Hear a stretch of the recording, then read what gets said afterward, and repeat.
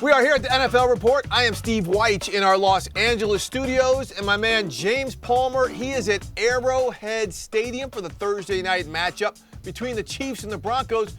JP, it looks like the weather is actually beautiful out there in Kansas City. I don't cover a lot of games here at Arrowhead, Steve, where that sentence is said to me as they throw it out to me on the sideline at Arrowhead. Usually it's freezing in some capacity, or it's snowing, or there's sleet, or something is happening on the sideline that I'm telling you about the weather. When I tell you about the weather for this Thursday night game, it is gorgeous. Now, there might be some wind for this game. You might hear some wind through this microphone throughout the show. That could be the only thing possibly that could slow down Patrick Mahomes and his Chiefs offense, as we've seen them continue to get back to the AFC Championship game year in and year out, Steve. And what were you going to say? JP. Because wait, JP. I know who they faced here.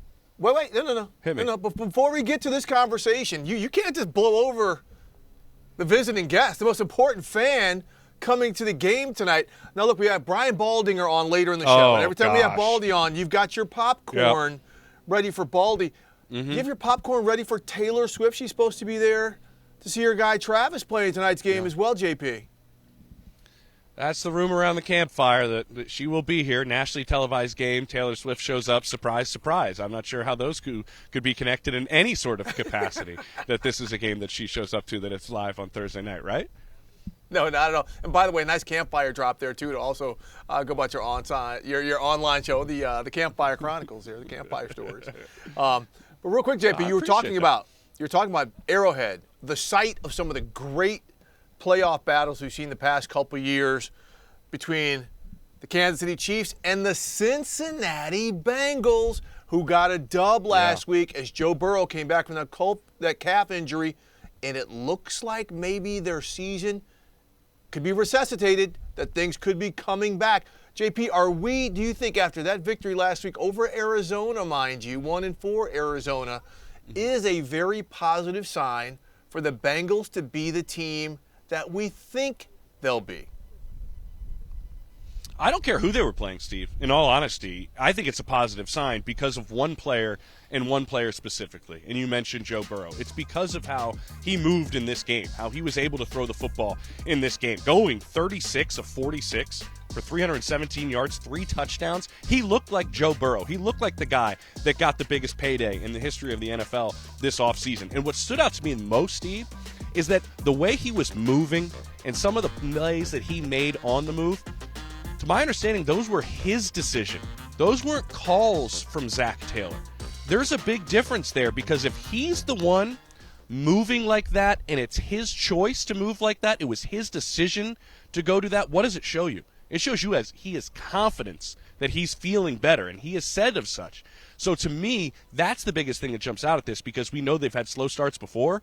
They can get going again. And James, I'm so glad you brought that up, because we've talked about the fact he was able to move in the pocket a little bit better because of that calf. But the confidence that he played with is what I saw. And I went back and rewatched this.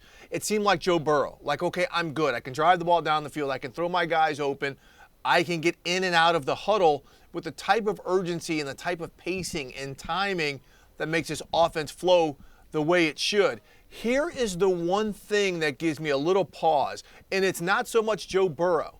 It is their upcoming schedule. They play the Seahawks Sunday, then they play the Niners, the Bills, the Texans, the Ravens, and the Steelers. So again, I expect the Bengals to be what they've been the past couple of years, which is one of the best teams in the NFL. But having that slow start and then having to get through this gauntlet of games, this will really identify a lot of what's going on with the Cincinnati Bengals and Joe Burrow. And speaking about trying to find some things out, JP, let's look at some of these younger quarterbacks that we came into week 5 and now heading into week 6 that we had questions about, okay? And I think the biggest one is Justin Fields, okay? He's had 6 really good quarters of the last 2 games he played, the first half against the Broncos, and he comes out last week against the Commanders. Not necessarily great overall in the passing game, effective in the passing game. But, JP, the way he ran this offense, do you think he has turned the corner now and this offense is there for him to finally succeed? I think I saw a couple changes over these last 6 quarters, as you mentioned, Steve, and these are the ones that jump out at me. One, they're using his legs again. It didn't really seem like they wanted to in the early portion of the season. And when they were letting him maybe use his legs, it was a lot of this read option stuff where obviously every defense is going to do what? Account for him, right? And he's going to hand the football off because everybody knows how dynamic he is with the football in his hands. Maybe the most electric player with the football in his hands in the NFL. You could make that argument with him carrying it.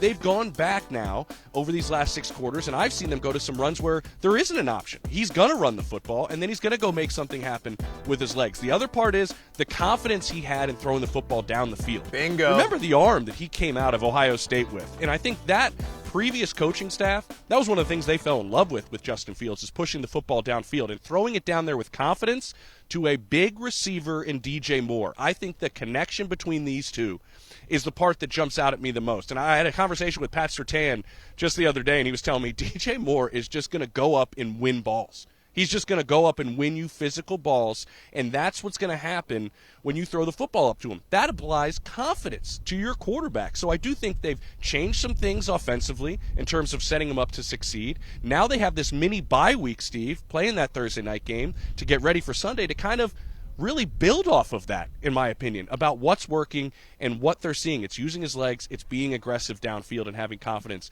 in DJ Moore. And when he goes downfield to DJ Moore, you can't account for his legs as much if you have to double him as an explosive receiver. Yeah, I mean, this is you said something there that's hugely important, is to build off of that. And it's not just him. It's for OC, Luke Getsy, and the rest of this offense, because they're playing the Vikings next, right? So you know Brian Flores is going to get off the bus blitzing, and they're going to do things to take DJ Moore away.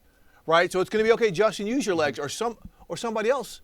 You know, you have to show up. But there are some opportunities for this offense to get better because they're playing the Vikings and the Raiders. Those are not two defensive gauntlets they have to go through. Now, James, another quarterback I want to get to is Desmond Ritter.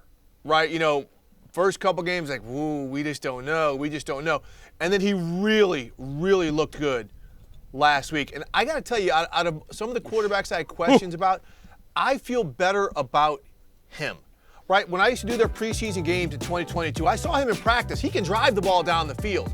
He can do some things because of his ability. It just seemed like he wasn't playing with that it factor, that juice, that confidence. He had it in this game. And to build on that, what do the Falcons do? They go out and they trade for Van Jefferson from the Rams, so they give him a vertical threat to open up the field for a lot of the possession receivers like Kyle Pitts and London and Jonnu Smith and Bijan Robinson. So I think the fact that the Falcons are setting him up for more success instead of asking him to be the person who drives him to success is why I feel better about Desmond Ritter than I did just a few weeks ago. You know who else feels better about Desmond Ritter? The Falcons. I think obviously they feel a lot better about Desmond Ritter. What jumps out to the organization, to my understanding, is the confidence, Steve, that he had, that he went out, C.J. Stroud drives the football downfield, scores, and what happens? He responds. He has the confidence to respond and be that guy. Put a drive on his shoulders. That part stood out. Remember, this is just his 9th NFL start. Yeah. If you would ask me to go back and you'd ask Arthur Smith and that coaching staff to go back, maybe they look and maybe say, you know what, week 14, we should have started it probably earlier last year and moving from Marcus Mariota over to Desmond Ritter. Get him some more reps last season. I'm curious how that would have impacted, Steve, the way he's played at the beginning portion of this season. But my understanding is they loved the confidence. They loved how he was able to respond. They loved how he was able to command the offense, attack downfield, throw with accuracy. And they said if he throws the football like that, we're going to be just fine. And so this is obviously one game, but it was a big game and a come-from-behind victory. So a big, big move for Desmond Ritter and a move in the right direction for the Falcons as they're trying to figure out early on if this is the guy to run this offense with all of these talented pieces. Now, we talk about a guy running an offense in his second NFL season. Let's go to Kenny Pickett now, Steve, and the Pittsburgh Steelers. We've been on this show up and down about the Pittsburgh Steelers and what we've thought, where our expectations were, where we've been brought back down to earth maybe at times in certain weeks. Where do you stand now after this last week with Kenny Pickett? Yeah, look, you know, Kenny Pickett is still somebody, you know, you look at the overall numbers, he's not completing 60% of his passes. But here's why I'm bullish on Kenny Pickett. He is a monster in fourth quarters, much like his predecessor, Ben Roethlisberger. How many times do we see Big Ben look ordinary and this offense look ordinary for three quarters and then make plays in the clutch. And that is one thing, even since Kenny Pickett started last year at the end of the season as a rookie, we've seen out of him. This offense is going to continue to go through growing pains. But he doesn't turn the ball over in the fourth quarter, and he makes plays, JP. I think that is something that we can look forward from him. Well, Steve, real quick, I do want to jump in and just say this. The pocket awareness was something that the Steelers coaching staff was aware of, that he had maybe some issues with at the collegiate level at Pitt. Those have kind of crept in. It's something that I know that they've worked on tremendously with him in the offseason, having that feel in there. They've improved the offensive line. He has weapons around him, improving that feel in the pocket against guys that, you know, at the NFL level, almost all of them can get to you. Having that better feel in there. They're working on it. Is that improving? Then maybe we see some more improvements as well with Kenny Pickett. Coming up, we have Leslie Frazier, Steve, joining the show with a couple insights on the 49ers and Dolphins that just blow my mind in terms of what they're doing to be better than everybody else in football. And it's not motion. It's, well, you'll hear after this.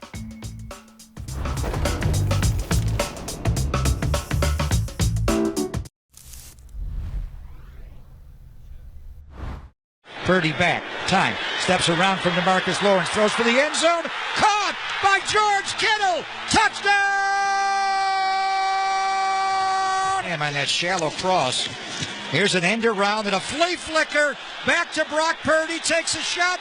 Down the sideline to George Kittle. Kittle all the way to the end zone. Motion. They could give it. No, it's a play action. Purdy going to roll left. Throw for the end zone. Caught by George Kittle. He has the hat trick. The play action going to roll right. Throw. Fullback. Wide open. Spider 2 wide banana. Touchdown. Welcome back to the NFL Report. You're hearing the voice of the Niners radio announcer Greg Papa talking about touchdown after touchdown by Brock Purdy. And James Palmer, we are now joined by former NFL head coach and longtime defensive coordinator Leslie Frazier. Go.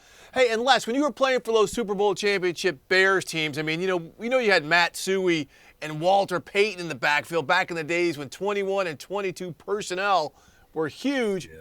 That's not today's football. But you said you've noticed two teams who are using it more than anyone else by far, and they're two of the best teams in the NFL. Oh, yeah, absolutely. You're exactly right. When I was playing, 21 and 22 were predominant personnel groups. Well, today, you don't see 21 personnel very often. But there are two teams that major in 21, and they're the best two offensive teams statistically in the league today.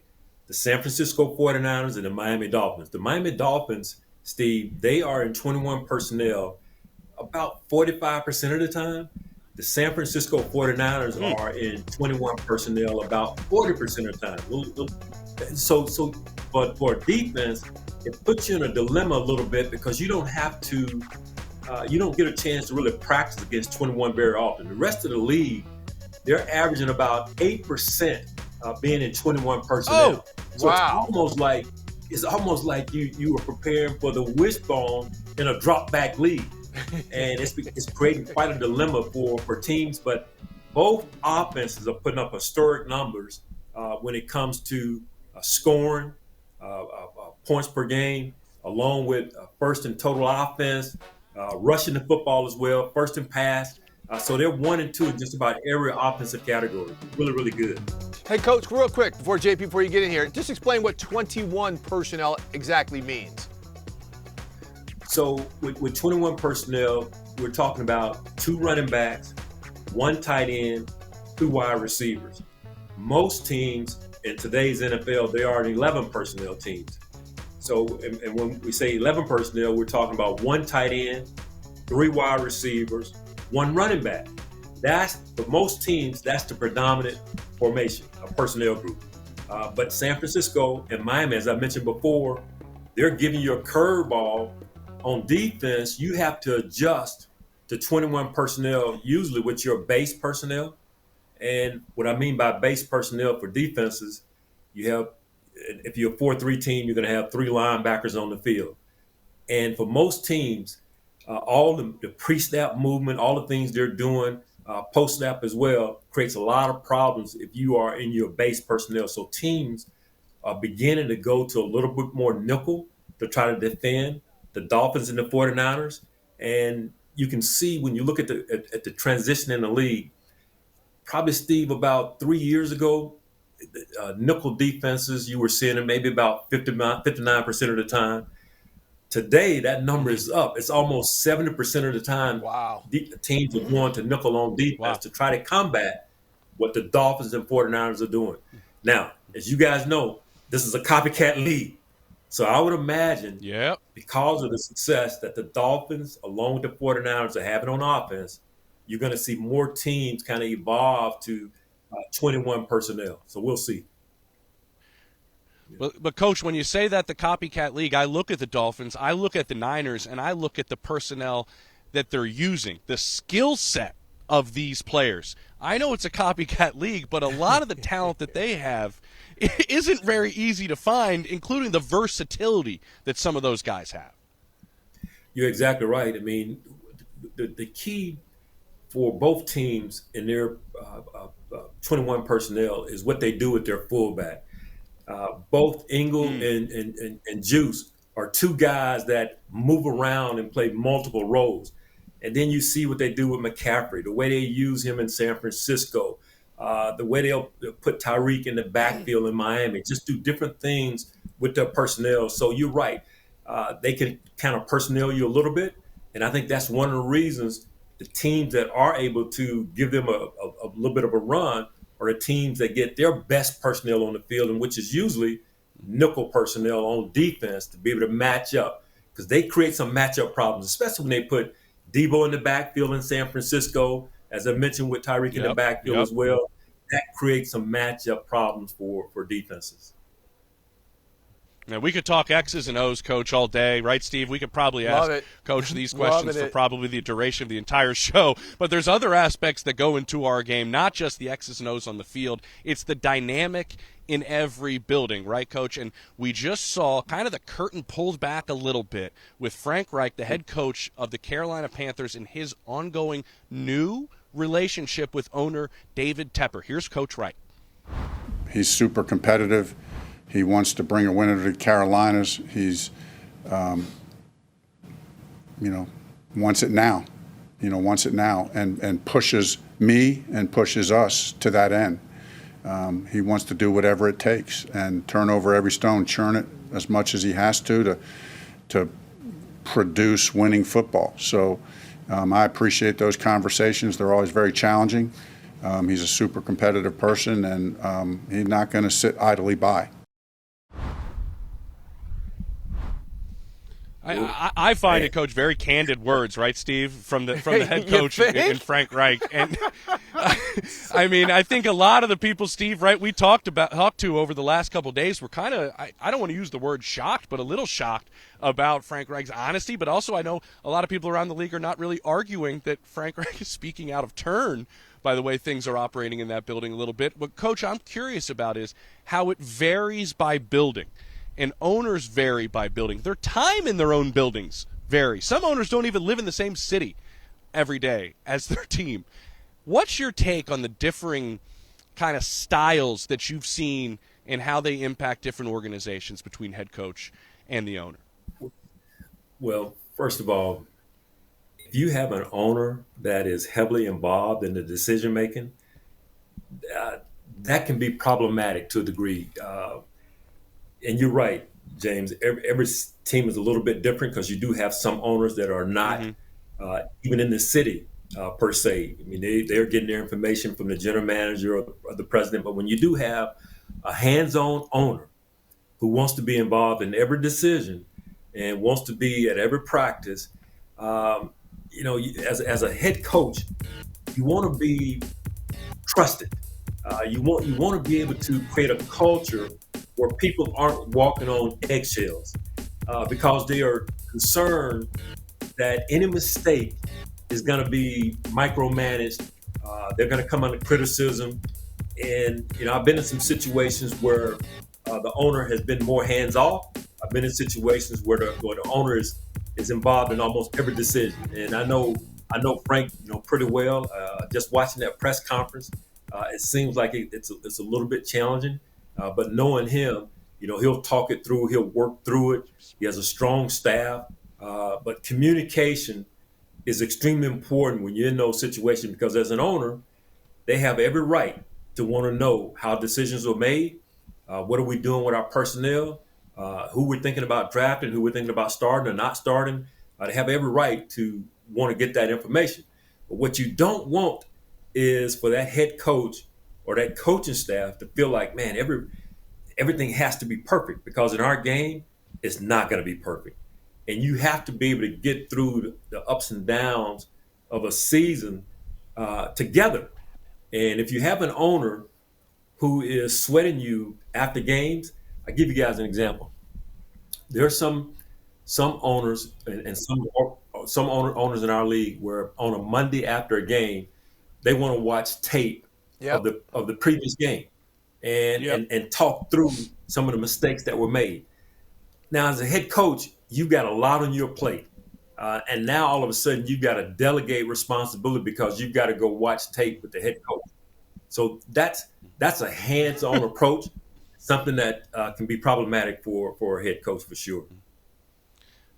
Real quick, Steve, I want to jump in here because what Coach was saying reminds me of a conversation. I think it was in Houston doing that Super Bowl. Opening night, I'm in the belly of NRG Stadium. Opening night, and up comes Robert Kraft and Jonathan Kraft. And I start talking to the two of them, and Jonathan's kind of on edge a little bit. I said, hey, Jonathan, you've been here multiple times. Nerves for the Super Bowl? He goes, no, we have a huge business deal that we're working on this week right now that my dad and I have been going through, and it is really – a monster for our company. They weren't even sweating the Super Bowl week. Their focus as owners of the New England Patriots was on a business deal that they were dealing with their shipping company. Well, I mean, that's kind of what most owners do. They got wealthy in other businesses other than the NFL, unless those, of course, made their money the hardest way through inheritance. Coach Frazier, thank you so much, man. I mean, that was really good stuff. We want to bring you back some more on this 21 personnel type. We love this type of conversation. 100%. And JP, when we come back, 100%. Judy Batista telling us about two New York teams headed in different directions. And why isn't Carson Wentz on somebody's roster? Back at the NFL We got an answer. Report. We got an answer.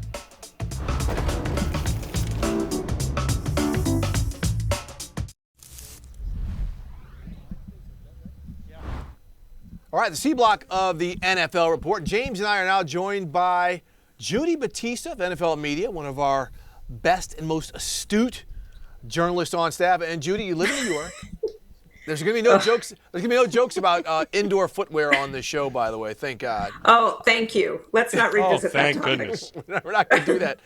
That was not pleasant. Well, look, Judy, you're in New York. You're in the New York area. And you got some great football teams there in the Giants and the Jets. I mean, I'm sure everybody's over the moon with the way their seasons are going.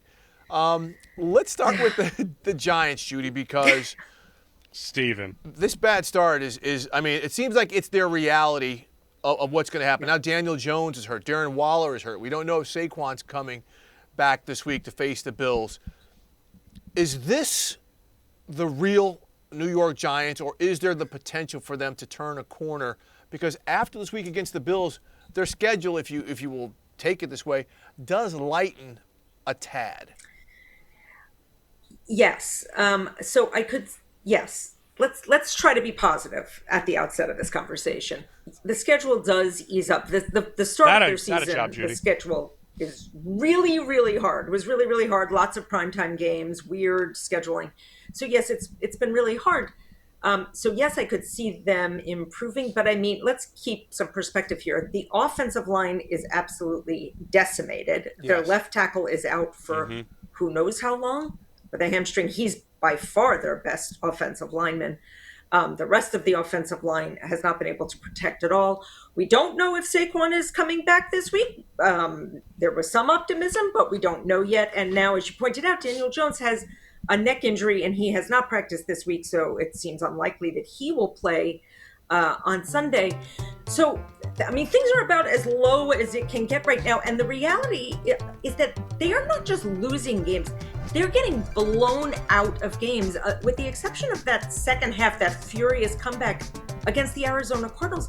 They're just getting destroyed by opponents, and so even if things take a turn for the better, and even if everybody gets healthy, I mean, yes, you could see them maybe picking up a win here or there, but it's hard at this point to imagine them, taking off on the kind of run that would get them back in, say, playoff contention. I mean, they're just nowhere near that. The offense is like really non-productive. I think the only team that is scoring fewer points is the New England Patriots, which is an entirely separate conversation. Oh boy. But that gives you some perspective. I mean, we've spent all week talking about the New England Patriots situation. Well, the only team that makes the Patriots look good right now are the New York Giants. I mean, they are in a real difficult spot, and the injury situation is just dire right now. Judy, one word answer. Do we expect changes with the New York Football Giants? At the end of the season or now?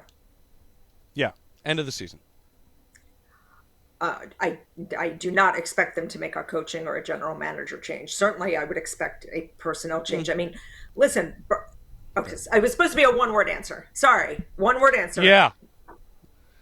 It's okay, Judy. I agree with you. I think below that first two that you mentioned, possible changes, yes. I was in a locker room on Sunday with another New York team that was a very different feel than what we're hearing and seeing with the Giants, and that was the Jets locker room at Mile High after Nathaniel Hackett and company take down Sean Payton and the Broncos.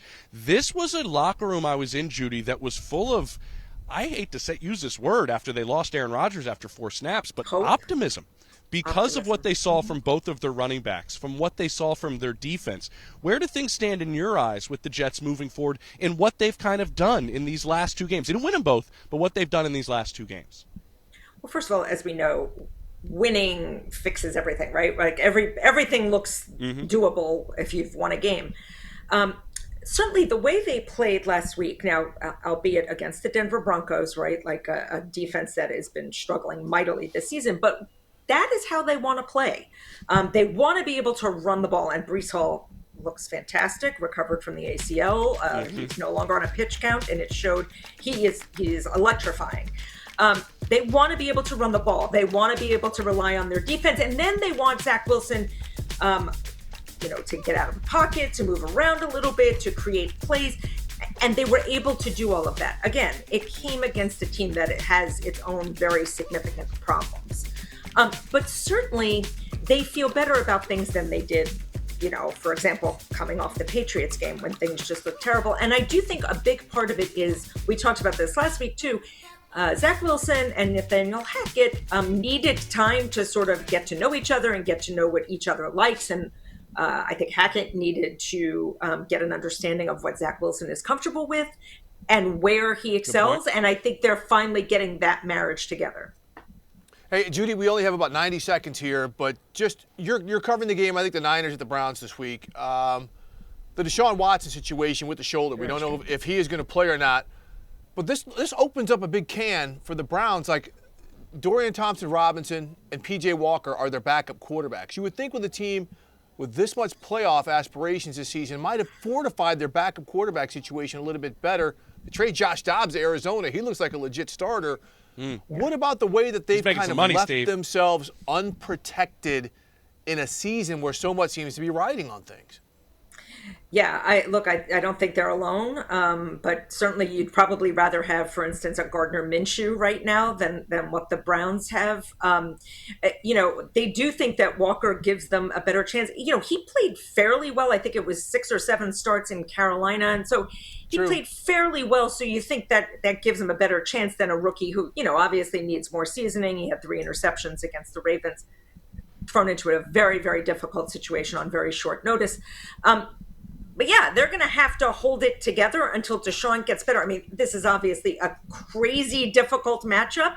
There's no time that you want to face the Niners right now. You especially don't want to have to face them with a backup quarterback. But I agree with you. I mean, there are loads of teams out there who are not like the San Francisco 49ers, who are a clear Super Bowl caliber roster and made sure they had an experienced backup there in case Brock Purdy gets hurt. They've got Sam Darnold there. Again, you'd rather have Gardner Minshew in this situation probably than what most teams have. Look at the New England Patriots, who don't look like a playoff team right now, but certainly had aspirations when the season started. Their backup quarterback is Bailey Zappi, who they exposed to waivers. They basically said to the rest of the league, here, do you want him? You can have him. And nobody took him, and so they brought him back. He's the backup. That's part of the reason why they're sticking with Mac Jones as the starter, despite 2 terrible performances, because they don't have a better option. And that's where the Browns are, too. No better options right now. Hey, Judy, this is such a great discussion. We're going to continue this on a little bit different level, so thanks so much for kind of teeing things up for us right now. Yeah. All the best to you this weekend watching that dandy between the Browns and the 49ers. But as Judy alluded to, let's look at the importance of having a good backup, because this is through 5 games of the last 4 seasons. How many backup quarterbacks had to play? Pep Hamilton said quarterbacks are getting hit, they're getting exposed to injuries, and look at the 1-loss record, with 2022 kind of being the outlier. So for more on this, James Palmer is joined by Mike Garafolo, who is out there doing our Thursday night coverage at Arrowhead. And Mike G, I like the tie. I like the shades. For those of you on the podcast, James is not rocking a tie or shades, but he's still looking very good. But Mike, I can't hide these baby blues, Mike. Oh my God!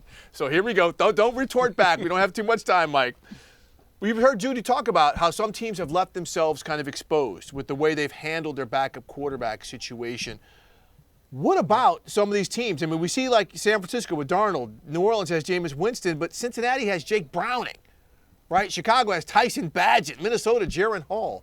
Yeah. What about the exposure some of these teams have left themselves to by not having a valid backup quarterback? And why is there such, I guess, non-dearth, I would say, of backup quarterbacks in the NFL? Yeah, it's situation by situation, Steve, because there are times where you've got a quarterback, and Green Bay, I think, is the best example of this. Yeah, that's a good point. In Jordan Love, who you didn't spend a lot of money on, but you don't want a guy looking over his shoulder, right? Mm-hmm. You just had him in Aaron Rodgers' shadow for quite a number of years. You finally get him a chance to be the starting quarterback. You got a rookie that nobody's going to be clamoring for. No. Think about it. If they had a veteran right now that they spent a bunch of money on, Jordan Love's played pretty well, but he just threw a couple interceptions, a couple key interceptions in that game the other night. Some folks might be clamoring for the backup quarterback. So that's a philosophy right there. I think Chicago sort of did similar things with Justin Fields right now. But then you've got some of the teams you talked about. When you spend $50 million on the starting quarterback position, it doesn't leave you anything at the backup spot. And Denver did that, though. They spent $10 million on Jarrett Stidham. Yes. This year? Over 2 years. Over 2 years, yes, exactly. I'm saying that's pretty good money for a back. That's 5-5. And I think that the new regime looked at that and said, we don't know if we're quite bought in on Russell Wilson. So another example that it's case by case, in a sense. There's no question about that. But I go back to the Eagles when they had Carson Wentz, and they gave him a big extension. Howie Roseman said, how do I now get the max value out of the backup spot? He went and drafted Jalen Hurts. He said, that's a good way for me to get value without having to spend money there. Well, wound up being a good decision for another reason, right? Yeah. So it's case by case. I kind of like the idea of if you spend a lot of money at that spot, don't spend a lot at the backup spot, right? You're kind of all in. I get it. And if there's an injury, it kills you. But you know what? In a lot of cases, when you go back to your backup, you're done anyway. But that's a great point, though. But that's a great point, though, in terms of how money impacts how teams do it. Both you guys, why the hell isn't Carson Wentz on somebody's roster?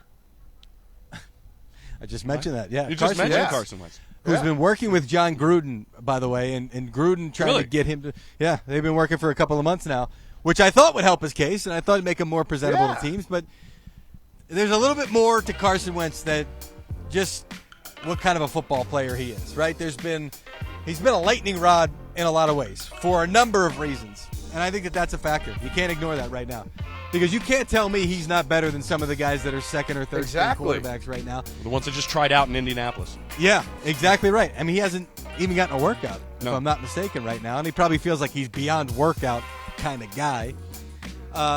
So I'm actually kind of surprised that he's still not in the league right now, but he's coming in as the number 2. Mm-hmm. And again, it's that kind of situation where do you really want that? And look, I'm reluctant to go here, but this is the same stuff that we've been saying about Colin Kaepernick in recent years. Now, it's a whole different thing, okay? Whole different reasons for why you say, do we want to bring in a guy? But it's a factor. There's no question about it. It's about more than him as a football player right now. Good Carson stuff. Wentz, that is. And I don't think that's really been a secret, Mike, by any stretch of the imagination. The other quarterback that I want to get in real quick, or maybe not real quick, we'll see how much time we have, Kirk Cousins. Everybody talks, Mike, about are the Vikings sellers now? Are they moving on from Kirk Cousins? What would be your take right now? Would we see him after the trade deadline still in Minnesota? Yeah, I think it's a strong possibility because it's so hard to trade for a starting quarterback in the middle of a season. He's got to now go in, potentially learn a new offense. You would think if you're going to make a trade, it would be with a team with a similar system or maybe a coach he's worked with. Or like a contender that has an injury to their quarterback season ending. That is a possibility. It is a possibility. You're taking on a lot of money, although maybe Minnesota eats a bunch. They've already budgeted for it. For sure, I think that would be the most likely way that it would happen. But even regardless of the X's and O's and all this stuff, he'd have to get acclimated with the playbook. He'd also have to get acclimated with the receivers. I mean, we spend the months of April and May and June talking about guys. We're wearing polos. And because a lot of times it's hotter. Yeah. But we're talking about him, throwing with targets. A lot of times a guy in a new spot because they want to get that chemistry down. They want to get that feel down. Won't be able to do that in the middle of the season. So that's why teams are reluctant to do it. You very rarely see midseason moves for a quarterback. Perhaps in this case, you got to look into the future, and I don't know for sure if a team's going to suffer a devastating quarterback injury in the next 2 weeks, but that would certainly open up the possibility. That's really the one that stands out to me, Steve. Honestly, if something like that happens, that would be maybe what happens. This is a roster that's kind of in flux. They're turning it over in a sense, and they have obviously good pieces, but they obviously are moving some things around. Mike and I are going to watch this game later tonight, Thursday Night Football. We're here on the sideline at Arrowhead. But coming up, somebody who's we love to talk to on sidelines. Oh, yeah. Brian Baldinger. Baldy's coming up with his Baldy's favorite films. And, man, a deal and a situation that the Philadelphia Eagles had for Aaron Donald. How did they contain him? Oh, you got to see this.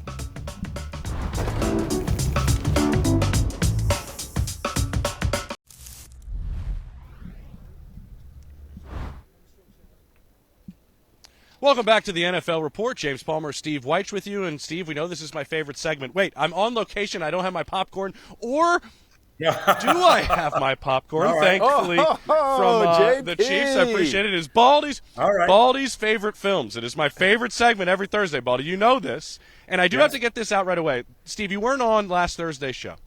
Jane was filling in for you, and we asked Baldy what his favorite movie is. He said it's Jaws. Yes. Well, I received a package, and I talked about this on Monday's show, Baldy.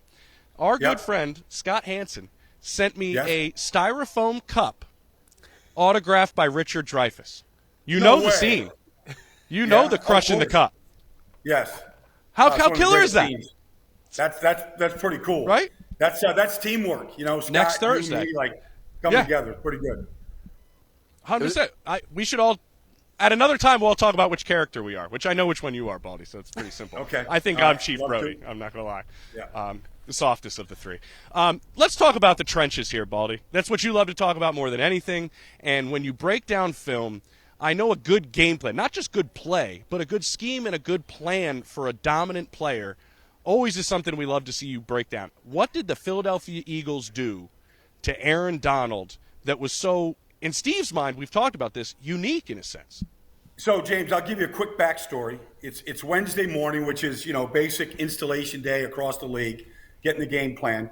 And one of the Eagle offensive linemen sent me a text at like 10:30 in the morning. And he goes, have you watched Aaron Donald? He's ruining the Indianapolis Colts offense. I've never seen anything like it. And I go, well, I send him back a video that I did of AD 2 days, like on Monday. So, like, we were in cahoots there. But they just started, like, J.C. Kelsey, Lane Johnson, this Jeff Stoutland, the offensive line coach, they're sitting there looking at this going, we got to do something. And so basically Kelsey, like, you look at this play right here, like, you'll never see this again. But Lane Johnson, Kelsey's supposed to come over. He gets caught up. And here's Aaron Donald on this twist stunt. And Lane's just like, well, I better stay on him. Kelsey's not there. And he just ran Aaron Donald all the way across the formation now. Lane is still has the record for the fastest 40-yard dash of any offensive lineman. But they literally doubled Aaron Donald in pass protection every single way that he went. Through a petter right here. Like this is ridiculous. You know, like nobody can do this. You know, I actually sent that to Lane going, how the heck did you do? So, like, that was just an instinct that Lane took over in that play. But they literally, you know, wherever Aaron went, the Eagles had 2 guys on him, no matter what happened. And what the protection was, they put 2 on Aaron Donald the whole day, and he came, you know, he really never hit Jalen Hurts. They had very little impact in the game. Mm-hmm. Yeah, Baldy, I mean, Jason Kelce told me after the game, I was there, he said that was a unique protection scheme that they'd never done against any other player, and they will never do again. As many great players as they are. But you know who else, based on your film study, you told us might need to start getting some extra attention. And we know all the Jets have a ton of great defensive players. But you said there's someone we're not talking about who has been their MVP thus far this season. Oh, it's Quincy Williams. You know, the older brother of Quinton Williams, number 56. He's the one that forced the fumble, James, you know, at the end of the game last week, you know, out of Russell Wilson's hands, and Bryce Hall took it in for the, you know, the touchdown. But Quincy Williams, he leads his team in solo tackles right now. You know, he's a guy that you want to go cover the slot receiver, Quincy will go cover the slot. He's sideline to sideline. I think he's their fastest player at linebacker too. Now, C.J. Mosley is the perennial, you know, Pro Bowl player, middle linebacker. But I think Quincy Williams right now, his speed and the way that they're using him, like he's a big part of this defense right now, and something that the Eagles are going to have to factor in. In fact, I can see Quincy spying on Jalen Hurts at times this week, because he's a guy that actually can run stride for stride with Jalen Hurts. Well, let's kind of stick there, because I know there's a guy in that same similar spot in Zier Franklin that's really kind of popped out at you as well. Well, the irony here, James, is he's a Philadelphia kid. All right, so, you know, and he's proud of that too. He's cheering the Phillies on right now. We all are. But Zier Franklin, we all are. Like, it's interesting. This is a guy that played every single snap for the Colts last year. Every game, every snap. Didn't miss one snap. Led the team in tackles. He's missed like 2 or 3 because of a little bruised knee in one game this year. But he leads the team in tackles by a wide margin this year. And, you know, 3 weeks ago when they went to Baltimore, they upset the Ravens in overtime. I saw a play, James, where literally Lamar Jackson breaks the pocket, and he's out running, and I see Zier Franklin chase him down. Like, I'm chasing Lamar Jackson down in the open field. And I go, not only can he run, not only does he have instincts right now, not only is he the quarterback of the defense, like, but he's got elite skills as well. Yeah, Baldy, they just showed a tape of him spying Jalen Hurts. I mean, that's not an easy thing to do. Talk about guys like Zier's been in the league for a while, and he's starting to really distinguish himself. So is Nico Collins, the wide receiver for the Houston Texans. Why is he all of a sudden ascending the way he is? C.J. Stroud. I mean, C.J. I like this. C.J. is lights out good. Even in the loss last week to Atlanta, C.J. was great. But you look at Nico. He comes out of Michigan. He's been there in Houston for 2 years. He averaged 13 yards a catch. Right now, Steve, he leads the National Football League in yards per catch at 18.7 yards a catch. On pace for well over 100 catches. That's the first touchdown of the year for C.J. Stroud, and the first of his 3 touchdowns already on the season. But, you know, yards after the catch, big frame. Nobody, I don't believe, thought that Nico Collins was going to be a number 1 receiver in any offense. But when you get a quarterback that feeds him, that trusts him, that believes in him, that takes the shots to him right now, like, he stretches the field. And all of a sudden, it looked like he was a guy that just ran go routes on the outside. Now you can see just from these highlights, like, he's running every route, and he's excellent after the catch. I love that, Baldy. I remember last training camp, not this one, the previous one, having a conversation with Andre Johnson down in Houston, and Dre has been working with him constantly on their own, just the 2 of them, a great big body receiver down there in Houston, right, all that time. And he always told me, like, there is so much potential here. We just got to figure it out. Maybe having the quarterback, like you're mentioning, and C.J. Stroud is a big part of figuring it out. But they do have some positive thoughts and positive expectations for him, Andre Johnson included down there in Houston. This last one we have for you, Baldy, Steve and I were talking about it. We're fascinated. Why do you think there should be an off-season padded, what are you going to call it, camp for offensive linemen every off-season? Well, I mean, you just talked to Judy about the New York Giants. They're non-functionable right now. I mean, they have a center that can't play center, but, you know, he's got to fill in, but he's not playing well. They don't have any harmony up front. But, like, I just see, once the starters start going down in some of these organizations, they don't have any depth.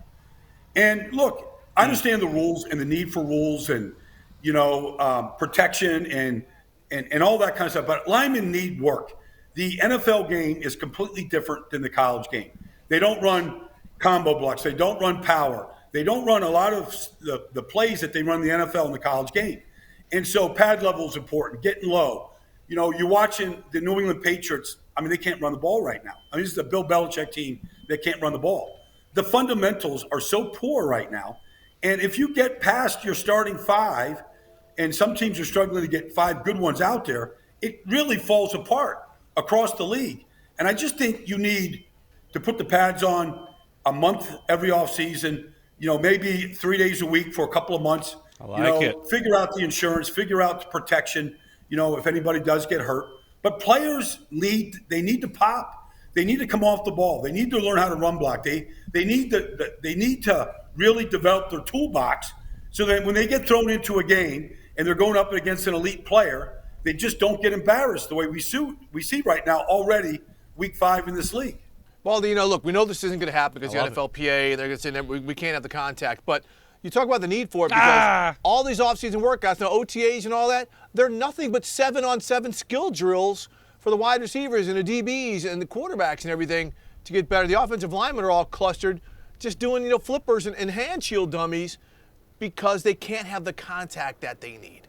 And the other part, Steve, is I would take the assistant coaches that are trying to climb, assistant offensive line coaches, entry-level coaches, let them coach the camp. Let those guys work on their teaching techniques. And I think altogether it's only going to grow the game. There's some – look, the Jeff Stoutlands, the Bill Callahans, there's some offensive line coaches that know how to develop. Mm-hmm. But when teams are caught up in coaching changes and they're turning over the roster and coaches are turning, you get caught up with, guys that don't have experienced offensive line coaches like Stoutland's been there 11 years in Philly. Sua Pettit can go into a game. He's been in the system 5 years. He knows what he's doing. Most teams don't have that luxury right now. Yeah, that's a tough thing. Baldy, we got to rock and roll. We appreciate you, man. Just awesome stuff again. We'll see you next Thursday. JP will have more popcorn. His favorite films. And Richard Dreyfuss's autograph is coming to you. I want that autograph. You're going to get him as a guest. I like him better in Close Encounters of the Third Kind, too. Sorry. We'll be back here on the NFL Report for closing the closing block. It's Jaws. It's Jaws, Steve. Come on.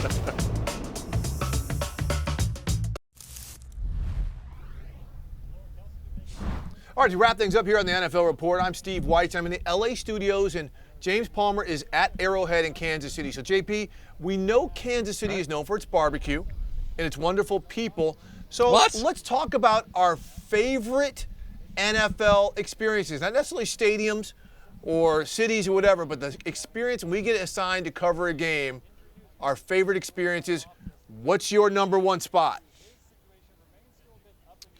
Number one, I'm going Seattle, Steve. I'm going up all the way into the Pacific Northwest. Love it. I'm going Seattle because I love the town.